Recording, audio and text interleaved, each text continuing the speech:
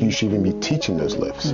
Because what you're doing is you're putting that person at risk, you're putting yourself at risk. But it's a lot of time, and how much time are you going to put into it? In medical school, has kids stressed out, you know, this perfect environment, ended up in the hospital for 5 days with rhabdo. Hey guys, welcome back to the Strong Bull podcast. I'm Wendy and I am joined by Dom and Rob. And today we're going to get a little bit into the weeds when it comes to CrossFit, which is something all of us have experience in, either being around CrossFit gyms, competing, owning a CrossFit gym, that sort of thing. So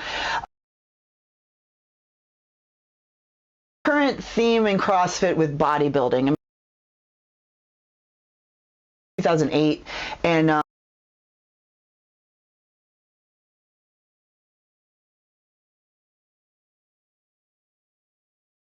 why this change of heart? Is it being programmed correctly? And just kind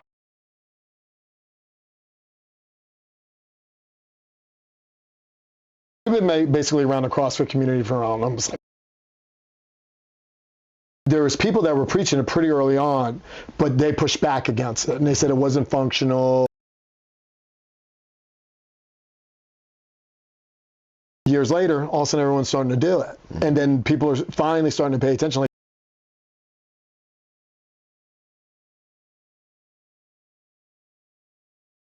train with this person and they're doing build and it's just nonstop, which is, it's a good thing. Yeah.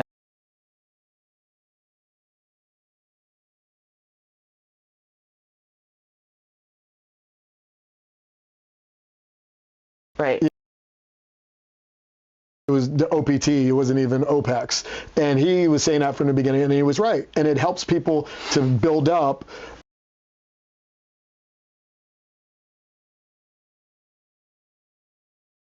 Pull up, which a lot of people don't even activate lats. They don't even know how to activate their muscle groups at all. Yeah, I agree. I think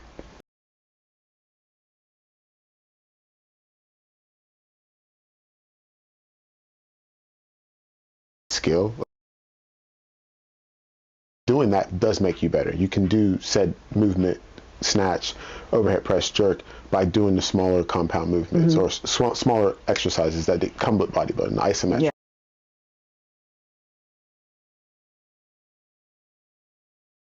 It does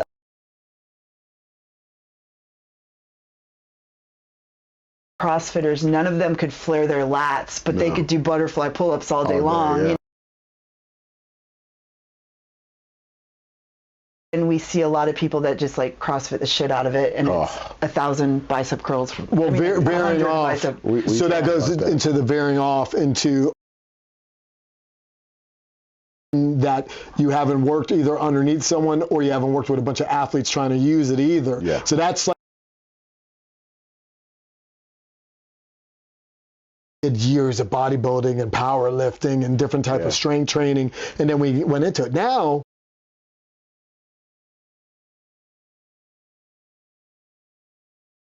and doing gymnastics under like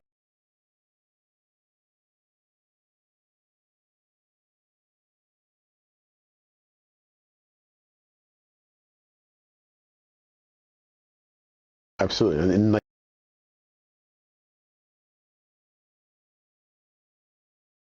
and they're kipping it. low session. Yeah.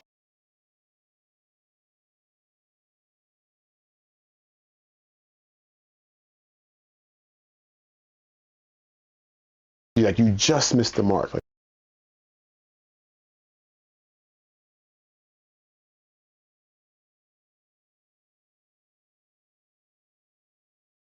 $21.59. Right. And they had to do that. It has to be like that. I have to have the same muscle fatigue that I have when I do a 9-minute AMRAP. it's not meant. What they're doing a lot of times when I see it, I can always tell the person's experience. Like,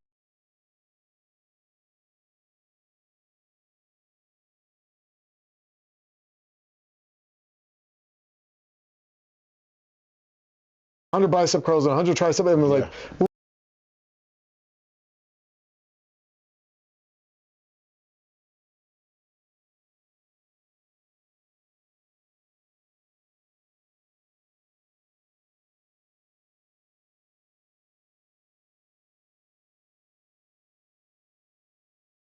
Right. So the moral of the story is the movements are good, but we need what? Intent. And then they need to do it in the classic look.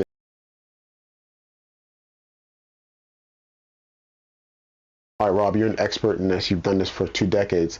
Tell me what it is that I'm missing. Look at my program. Tear it apart so I can learn from that experience. People are like, oh, Rob posted that. I'm going to do that. But I'm going to add 10 or 15 more reps to that.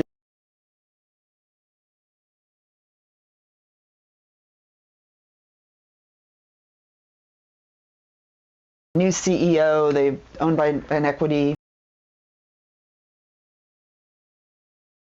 Injuries and affiliates not succeeding and all this thing, so they're trying to turn this big ship, so they're changing their tune. Well, it's a reputation. Yeah, it's a reputation thing, so they're trying to say like what we thought it was, or maybe you don't need it every day.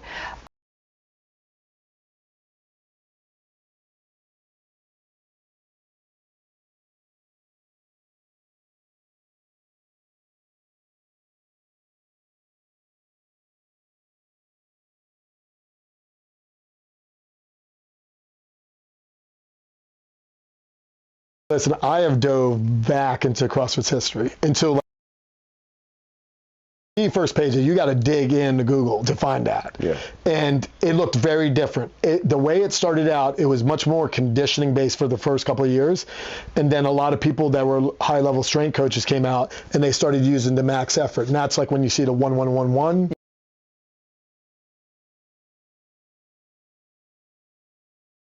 Went from mostly a conditioning-based program to a strength and conditioning program. And then we saw it move to almost hero workouts, nonstop and nonstop metcons. Especially with the games. When the games came around, then you saw another push around it.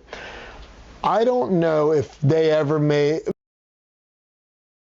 only do metcons.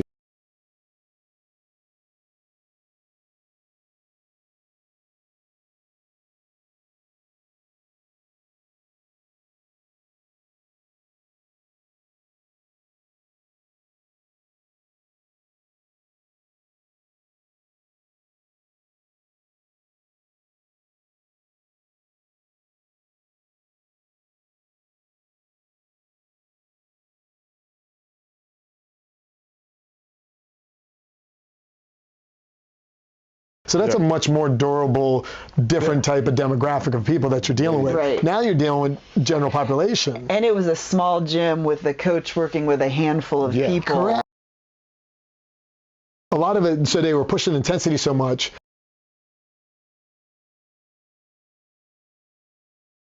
And so the intensity one, now they're trying to go back.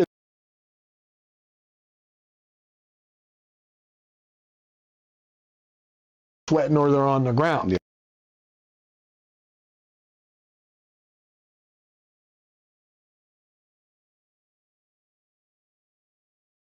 Another thing that CrossFit has done, which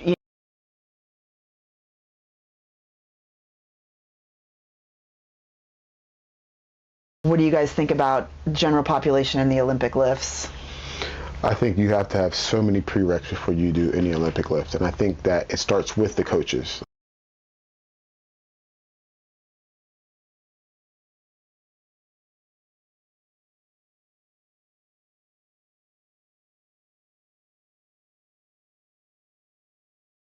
Putting the gym at risk. And I think that it's easier said than done. Physical limitations because of interest. You just don't have any experience in it. And I think there's full cleans or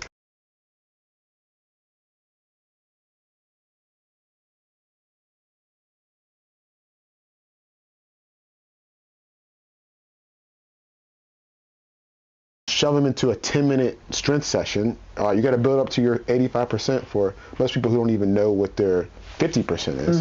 And now you're like, all right, go ahead and get after it. You have no prereqs, but I want to see what you can do in 10 minutes. And then we're going to a workout where you're going to do 45 reps of that same movement, now at a lighter weight, twice as fast. Right. And it's just like, no. I don't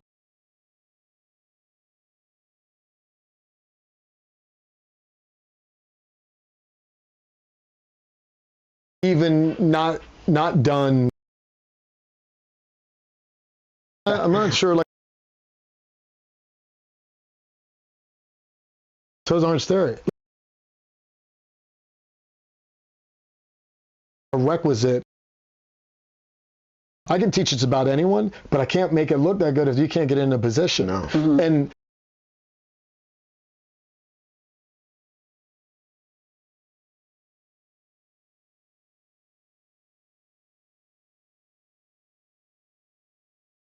if you come to me and you say, hey, the Olympic lifts, I heard they produce power and I want to be more powerful, there's a ton of other tools that I can use, like hex bar, concentrics, box jump. Done with everyday general population.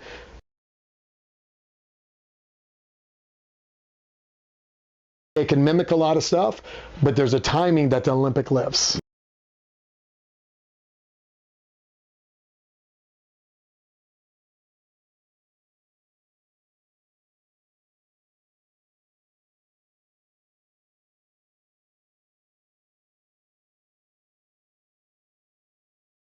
Takes too long. Yeah. You can touch those movements and work on the skill, and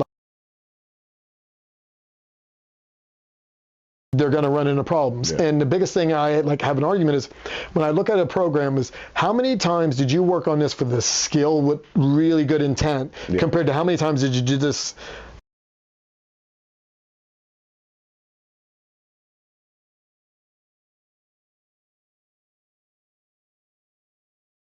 Said you need to earn the right to do it with mobility, good movement patterns. I think it could be a powerful tool for timing, speed, proprioception. Not with general population.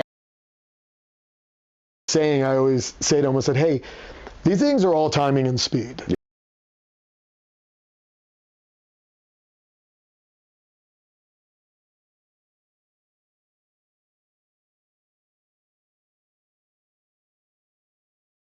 Switching gears a little bit, we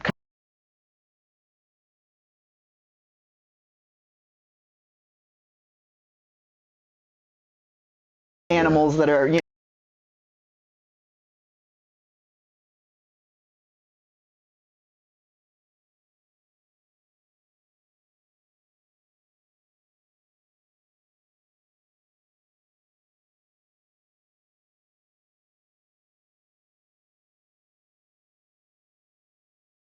There's no work, there's no off season, there's no rebuild. I know people at gyms I've been in that they do a CrossFit competition every other weekend or once a month. And I'm like, where did you progress? Where did you start back over? Where did you go back to the drawing board? And I think that when you get in that mindset of like, I'm a competitor, you take the stage that they're on and build your own, which is fine because it gives you something to drive towards. But when that becomes the only thing you do, that becomes your sport. There's no longevity in that. You can't compete forever. There's an expiration date for everybody who's competing, everybody who's doing any sport. in any sport. Expiration dates are something that you test out. I'll throw down. That's the whole difference. And I think competitors, people who call themselves competitors, get in that mindset and then they lose the whole identity to what they're doing. Right. And then they have no intention again.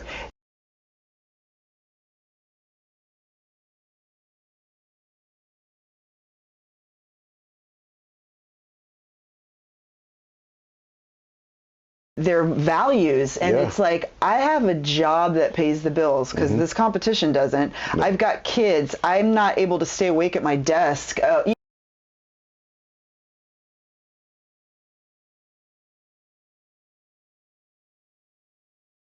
not Rich Froning. You're not. It's cool. I'm in scale division. I competed at a 42, but I was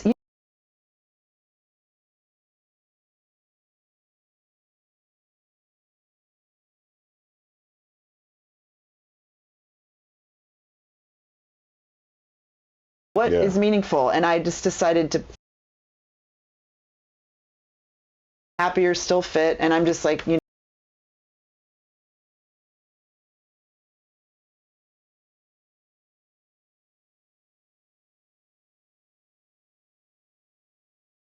can put them up like, there's no doubt in my mind. But then when you start taking general population and you start having them do competitions, that's where the problem lies, is because health and wellness program, or not one that's sustainable for a long time, and goes out there. And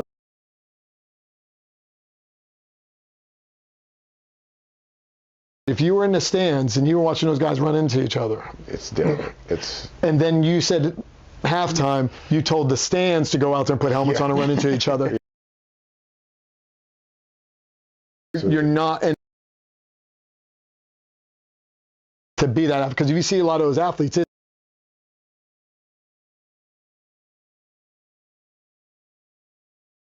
not doing that. Oh yeah. Not fostering good movement. this many competitors and Well, not only that, but a it's sport that has participation from audience members. Yeah. then you're trying to separate it.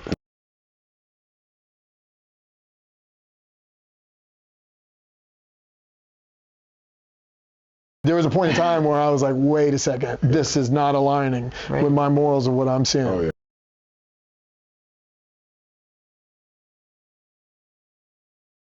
Ooh. What's your intention and what did you prepare to do Murph? Right, right. Correct. Like, you know, it's morality. It's Murph.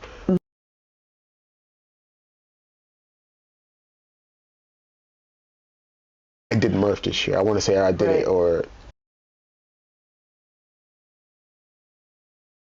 oh, okay.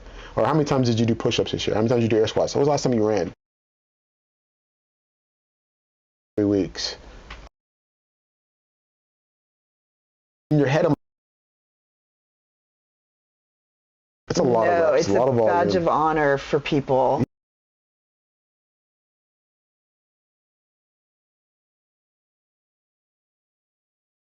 Instagram things, something to the effect of, if you do CrossFit, it was like that type of thing, and you're like, no. We have done Murph in the past at our gym. It totally interfered with our regular program. Oh. Close on Memorial Day, and we tell people, please don't do Murph because you're not ready for it. Yeah. Do strict. And last year, lo and behold, a handful went and did it. This girl only did half Murph, and she's in medical school, has kids, stressed out. Every time People I like, hear oh, it this won't happen to me. going on that comment,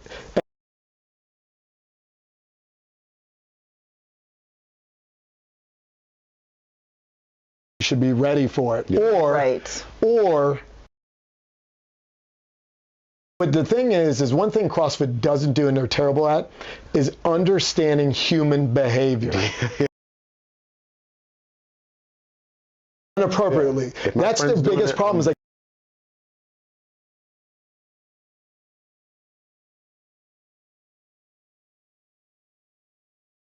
they're going to do the same thing. And well, in Murph, I mean, we have a Globo gym in town that does it. Oh, it's the everywhere. Navy Yeah. SEAL Museum is Yeah. here, and I don't know if they do it anymore, but they were hosting it, and it's just like the masses come out to do it, and the people that are coordinating it.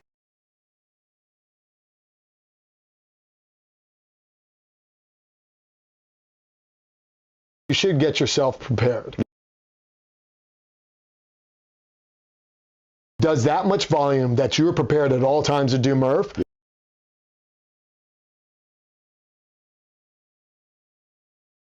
Wow. Well, and Now he can't. and you they can't- want to look up to him. Yeah.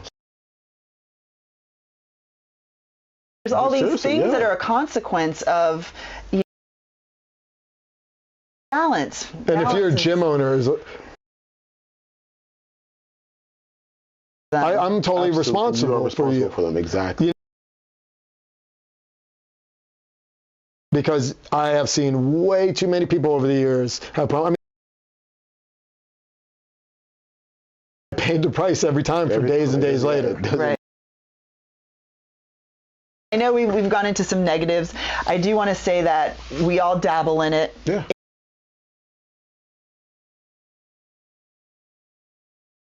Training repertoire. I made an analogy of CrossFit's like a multi-tool. And sometimes it's like, so you need other tools, actual tools. And then when you start getting into the house and you build these good foundations, then you bring out the multi-tool because you don't need to bring this big tool out. Tune it up a little bit. Yeah.